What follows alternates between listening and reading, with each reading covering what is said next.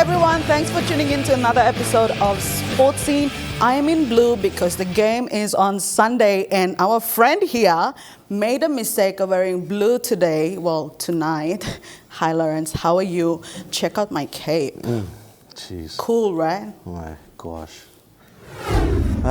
Yes, we're looking forward to another great episode of Sports Scene tonight. We won't worry about what's happening coming up in the next couple of days.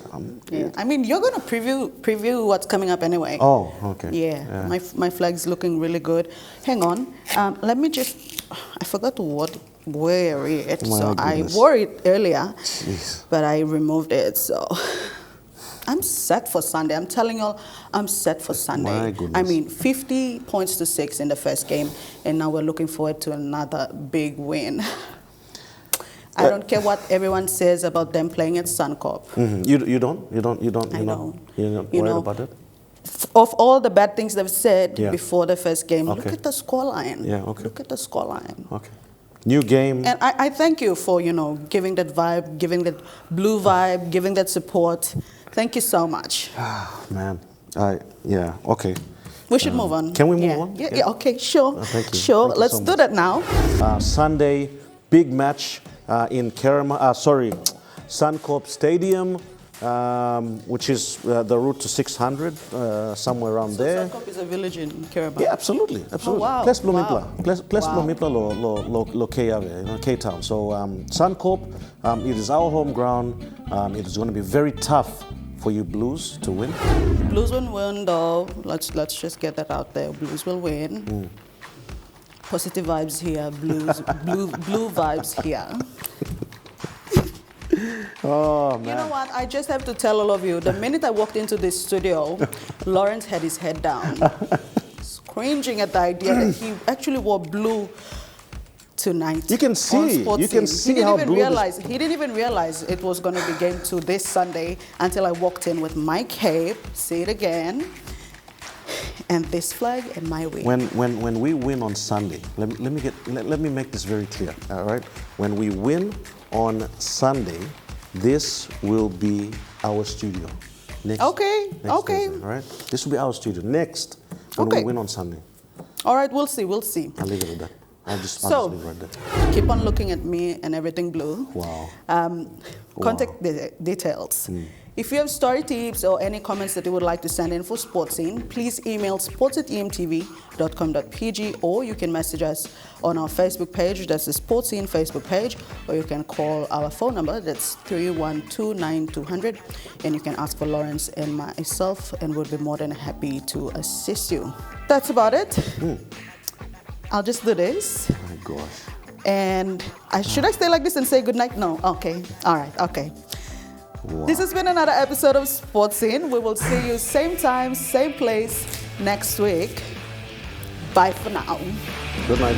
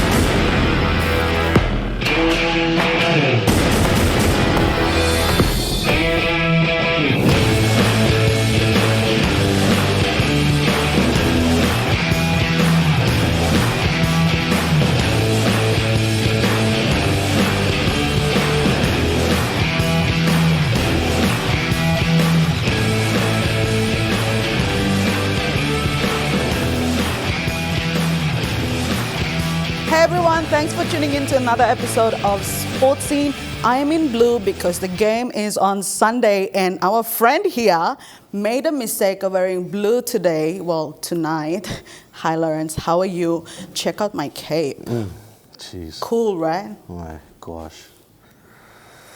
Good night to you all. We're looking forward to another great episode of Sports Scene tonight. We won't worry about what's happening coming up in the next couple of days. I mean, you're going to preview what's coming up anyway. Oh, okay. Yeah. My flag's looking really good. Hang on. Let me just... I forgot to wear it. So I wore it earlier, but I removed it. So I'm set for Sunday. I'm telling y'all, I'm set for Sunday. My goodness. I mean, 50 points to 6 in the first game, and now we're looking forward to another big win. I don't care what everyone says about them playing at Suncorp.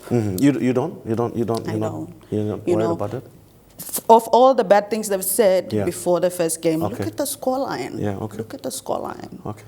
New game. And I thank you for, giving that vibe, giving that blue vibe, giving that support. Thank you so much. Man. Okay. We should move on. Can we move on? Yeah, okay, sure. Thank you. Sure, Thank you let's so do much. that now. On the show, we have Matthew Church, PNG Hunters coach, joining us again, joining Lawrence on Zoom again. And we will do a rerun of Dika Toua, the vault we did, the throwback from last year. We're doing a rerun again because yesterday was her birthday, and it was also the Olympic Day. Celebrations of the Olympic Day. So that's what's coming up on the show. It seems like she was just meant to be in the Olympics. Destined for the Olympics. Yeah, I know. She's born on the Olympic Day and hasn't missed the Olympics since 2000. At the age of 16. Who doesn't? My gosh. Okay, let's talk about that. 16. Later on. Later on. Okay. All right. So let's get on with the scoreline. Yes. Okay. Let's do everything blue. Let's get on with the scoreline. Let's do the scoreline. And again, if you missed out on last week's results, this is how it all went down. Rabbitohs 46 over the Broncos 0, 46-0. Sharks 26 over the Cowboys 24. Cowboys just left their run very late. Nearly stole it right on the death there. Penrith, after being down 10-0 with 10 minutes or about 15 minutes into the game, they came back to absolutely annihilate the Roosters. 38-12. The Knights had a gritty, rainy, wet win over in Newcastle there. They won 10 points to 6 against the Warriors. The Dragons, all right, after losing to the Bulldogs last week, bounced back to the winning circles with a 22-20 win over the Raiders. It was 14-0 at halftime, Storm versus Tigers. I can't believe it. I mean, 66-16. Storms, just literally clocked off the last 10 minutes, and West Tigers were able to score. Eels too strong against the Bulldogs. It was close in the first half. Ended up winning 36-10. And the Sea Eagles, after being down 24-8 with 30 minutes to go, they scored 38 unanswered points in 30 minutes. Unbelievable. 56-24 win over the Titans in the last game of the NRL round number 15. Very quickly now, the Intrust Cup, I'll skim through this. The Blackhawks 18 over the Falcons 16. Devils 40-22 over the Pride. The Capras, a draw against Ipswich Jets. Bears, massive win at Seabus Stadium there, 40 points to 6 against our Hunters. The other games played last week. Seagulls 14 over the Dolphins 12. Wynnum Manly Seagulls 24 over the Brisbane Tigers 14. And the Magpies had a win over the Cutters 38 points to 20.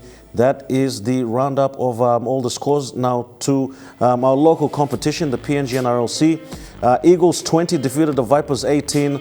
Tigers beat the Dabaris 40 points to 16.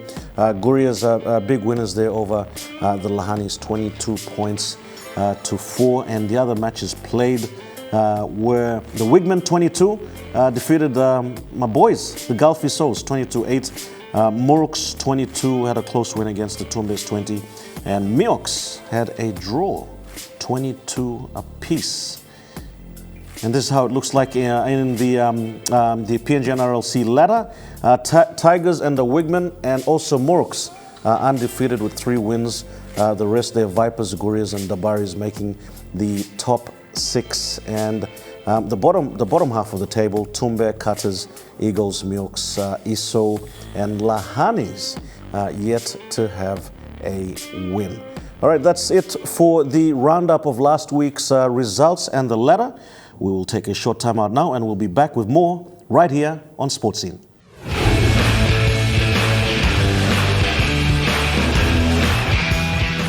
All right, good night, True Ogeta. Welcome back to Sports Scene. It is time now to talk rugby league with our PNG Hunters head coach, Matthew Church, of course, joining us via Zoom. Again, good evening, Coach, and welcome back on the show. Thanks, Lawrence. Thanks for having me on once again. Yeah, well, it's been a tough road for the boys. Another big game out at Seabus Stadium. Any positives you think we can take out from that game? Oh, look, there's a couple of positives out of the game. Unfortunately, probably, well, for me anyway, probably our most disappointing performance of the season. Tough week last week, fairly high emotion, and while the staff and players did a tremendous job, I probably wasn't up to scratch with my coaching, with my game plan, and in and around that. And I unfortunately don't get time over again to do that one again, but I certainly look within first, and probably could have come up with a better game plan to match Burleigh. Yeah, they seem to really come out firing. I think Burleigh's must give Hunters credit.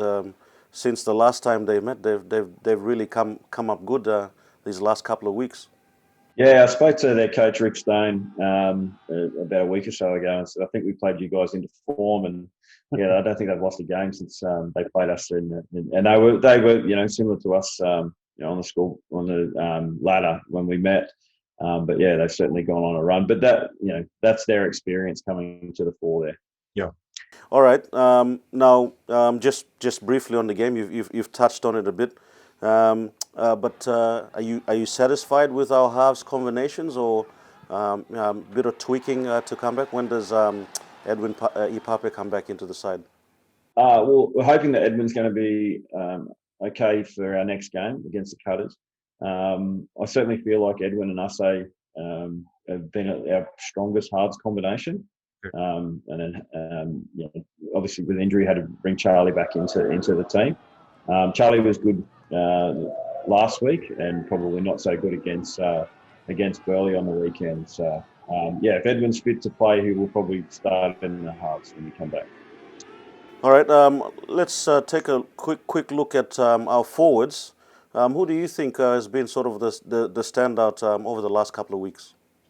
Last couple of weeks, Samuel Eggert's continued to have a reasonably strong season. He was really good at the start of the year, and it's probably just dropped off a little bit. But there's a couple of things just in there. It's attention to detail, and obviously getting Enoch and Stanton back over the last few weeks.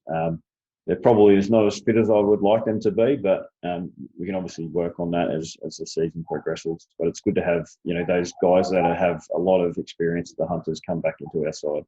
Yeah, and I think this is where you knew this was going to be a tough season, having picked a young side and being able for them to compete weekly, not just have the one or two good games, but compete consistently over a long period of time. And with technology and teams starting to know how the Hunters are, this has become more of a challenge too. Yeah, well, we see it with certainly Wayne Bennett and Craig Bellamy do it a lot when they bring a young guy into first grade. They generally only play him for about a month because they know after a month their performance starts to drop off, and the opposition get a fair read on how they're going to play. So we don't have the luxury of being able to just continually drop guys back and do that rotation to build that experience. So we've certainly seen some guys play really, really well for about a month and then kind of wane. But that's part of our learning curve. We are young, and we have to remember that in our last full season in 2019, there was 50 and 60 points put on the Hunters quite regularly. So that's a fair shift from that to winning consistently. Thankfully we haven't seen scores of that nature. We got close to that on one occasion, but we haven't seen scores that far. So the true development of these young guys don't really come in the 0 to 12 months phase. It's more the 12 to 24 month once they've got an understanding of how they fit into the system. And so we just need to show a little bit of patience and work on them strongly with them and about minimising their performance gaps between their good and their bad performances.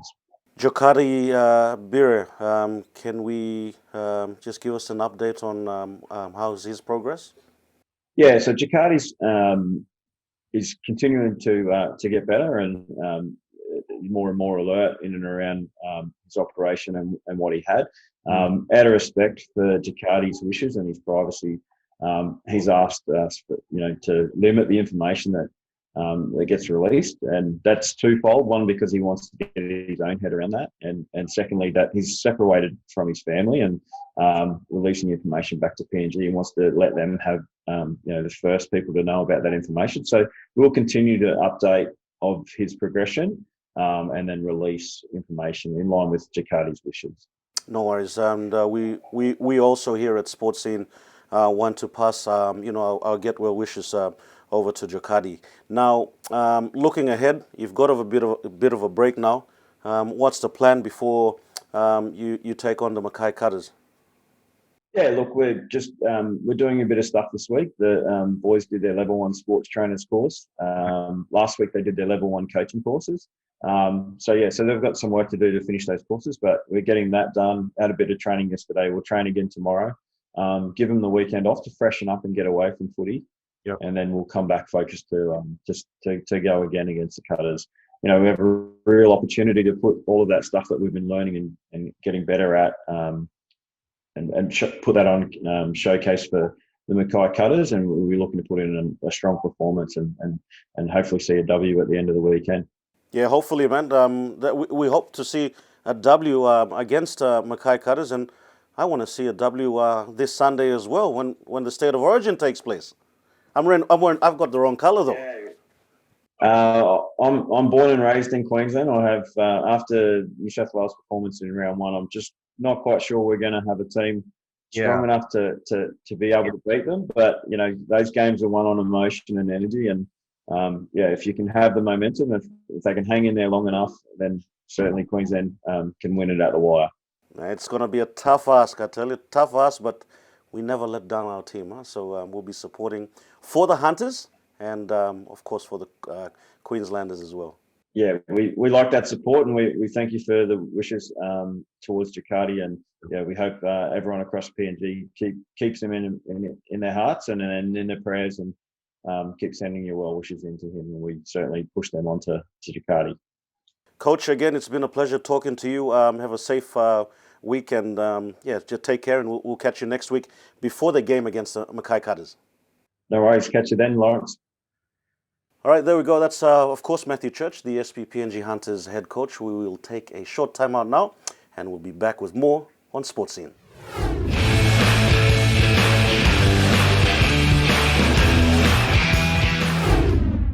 Welcome back. You're watching Sports Scene. For this segment, we have decided to do a rerun of the Vault segment, which from last year, which we've featured Dika Toua. Reason being, yesterday was Olympic Day. PNG OC did something to mark the day, and during that time, the students also got to do a birthday shout out to Dika Toua. Nice. So a couple of important facts to note before we move on. Dika Toua, her birthday was yesterday, which was the 23rd of June, which is also the Olympic Day, and we are is that 20? Is your neck okay there? Yes. Strangling you. Oh, okay. Yeah, so we are 28 days, about 28 days away from the opening ceremony of the Olympics. I was taking that away from...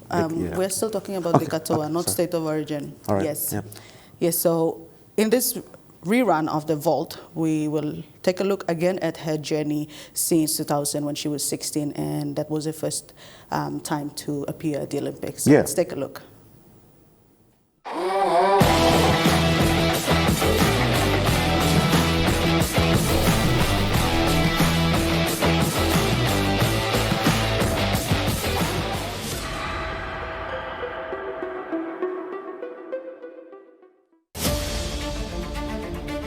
The training was fine, and I did some of my personal bests, so I'm happy that I used the proper bar to, gain confidence in weightlifting, in lifting weights, and I hope I'll do well in the Sydney Olympic 2000.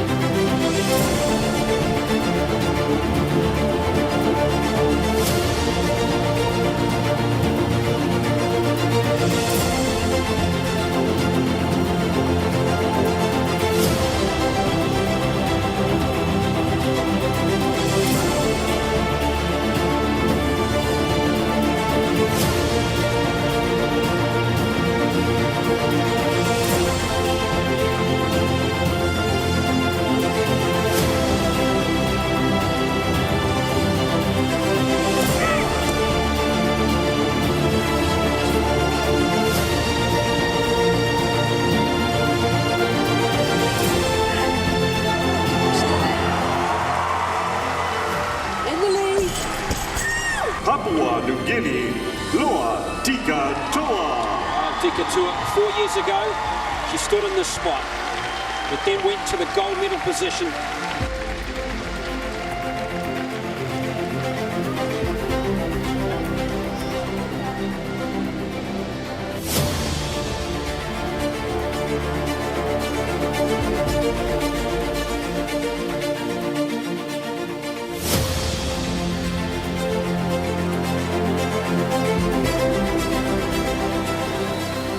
Go Team PNG! One team, one dream!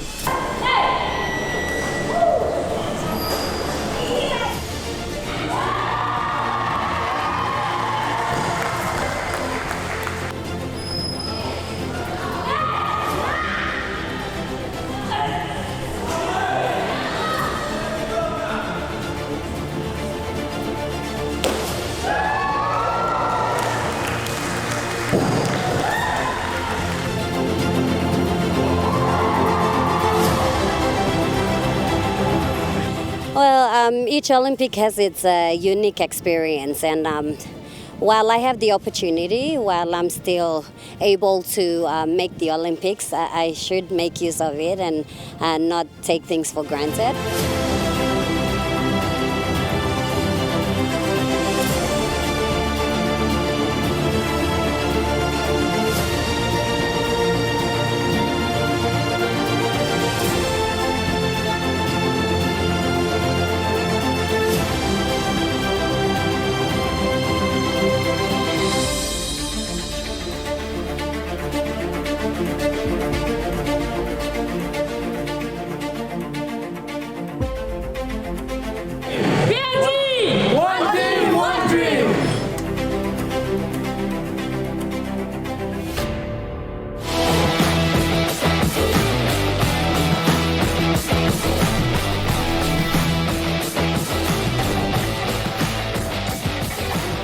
Well, there you go. Well, that's Dika Toua. If it's one person that you think is supposed to be in the Olympics, it's Dika Toua. There's no doubt about it. Born on Olympic Day, debuted at 16 in the 2000 Olympics. It's now 2021.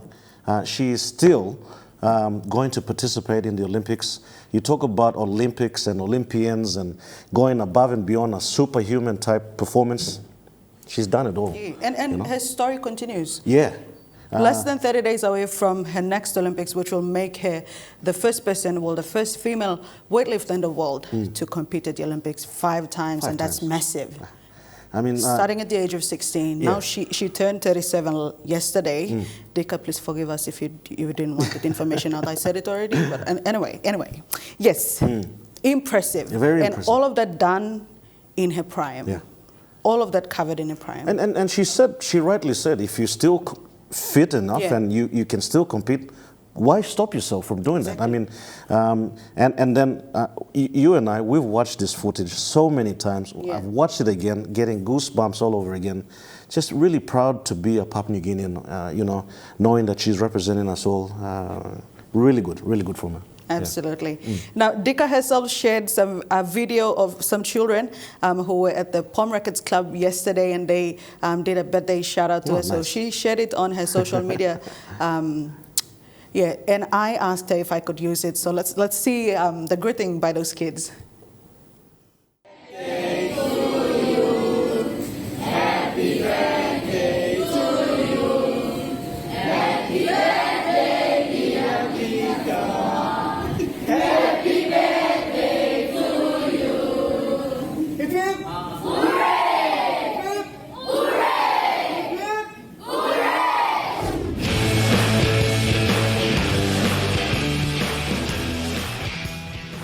Welcome back. You're watching Sports Scene. Now we've got some update from athletics. Relly Kaputin has just made it to that one spot available for the Olympics. So massive congratulations to Relly Kaputin. It was a competition between her and Toua to get that spot, which was available to PNG, but athletics made it more interesting by putting the top performing athletes to the task of competing for that spot. So in a way, Relly... Yeah, I mean, spot you weren't competing in the same sort of event, but you're competing for that one spot. Yeah. So you can just imagine, you know, unfortunately, you know, Toua missed out, but you know, really, let's give her all the credit. She's done all the hard work. She had a setback. You know, massive one with the injury after the Pacific Games. After the Pacific Games, and you know. The COVID-19, wow, it worked well for her. Yeah. You know, had the blessing in disguise. Blessing in disguise for her, and she's come out stronger, and I'm sure she'll do really well in Tokyo. Absolutely. So far we have 8 athletes now confirmed for Tokyo Olympics. We have swimming, we have Ryan Masculine and Judith Maori. Yep. In boxing, we have John Ume. In athletics, of course, Relly Kaputin. And in boxing, we have... pardon me, in weightlifting, we have Dika Toua. Yeah, and the siblings there, the sailors. Yes, of course, the sailors. So well done to all of them, and we wish them all the best. But we'll keep you in the loop with what's coming up or what the preparations are in the last couple of days leading into the opening ceremony of the Olympics. So that's it. Let's get on with the weekend preview.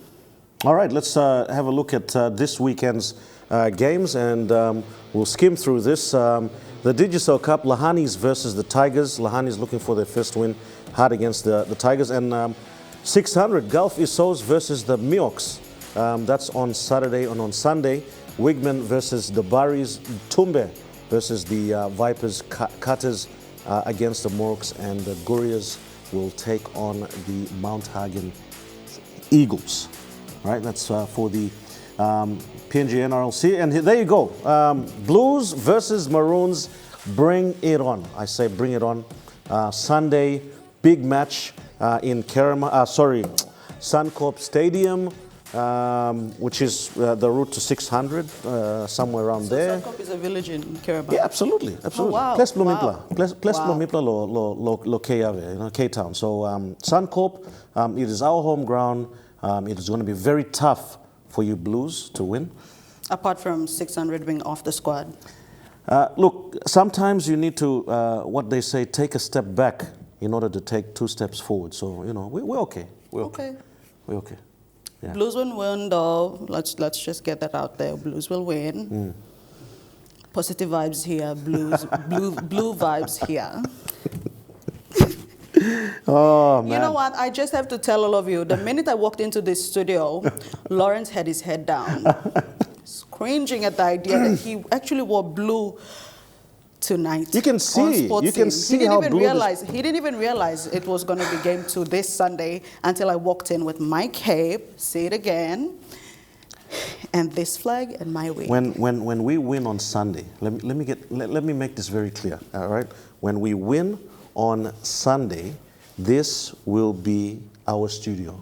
Next Thursday, all right? This will be our studio next when we win on Sunday. All right, we'll see. I'll leave it at that. I'll just leave it right there.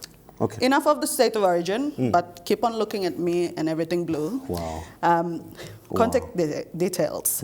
If you have story tips or any comments that you would like to send in for Sports Scene, please email sports@emtv.com.pg, or you can message us on our Facebook page, that's the Sports Scene Facebook page, or you can call our phone number, that's 312-9200, and you can ask for Lawrence and myself, and we'll be more than happy to assist you. That's about it. I'll just do this. Oh my gosh. And should I stay like this and say goodnight? No. Okay. All right. Okay. Wow. This has been another episode of Sports Scene. We will see you same time, same place next week. Bye for now. Good night.